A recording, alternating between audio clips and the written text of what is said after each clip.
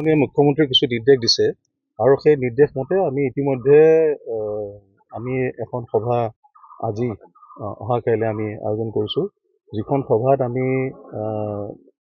PRI institute, ULBৰ মানুহখিনি আৰু যি ব্যৱসায়ী সন্থা আছে তেখেতসকলক আমি মাতি পেলাই তেখেতসকলক আমি ক'ম যে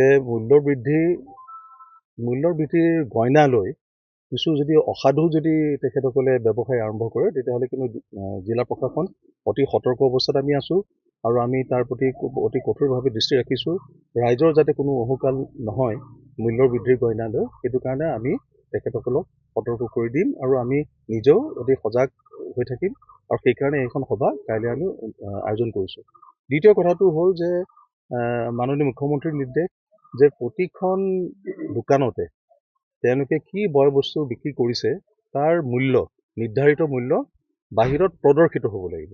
যিকোনো গ্ৰাহক যেতিয়া আহিব, গ্ৰাহকে সেই ব্যৱসায় প্ৰতিষ্ঠানটোত সোমোৱাৰ আগতে বাহিৰতে দেখিব পাৰিব লাগিব যে নিৰ্ধাৰিত মূল্য বয় বস্তুবিলাকৰ নিৰ্ধাৰিত মূল্য কি।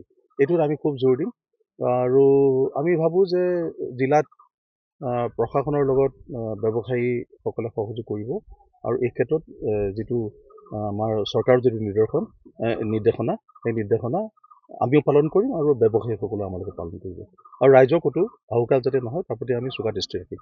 আমি ক'লোৱে নহয়, আমি সতৰ্ক হৈ থাকিম আৰু যদি ক'ৰবাত তেনেকুৱা ধৰণৰ অসাধু ব্যৱসায় যদি এই ধৰণত লিপ্ত হয় তেতিয়াহ'লে আমি কঠোৰ ব্যৱস্থা গ্ৰহণ কৰিম। যিকোনো খবৰৰ বাবে যোগাযোগ কৰক আমাৰ এই নম্বৰত 9181 307 221।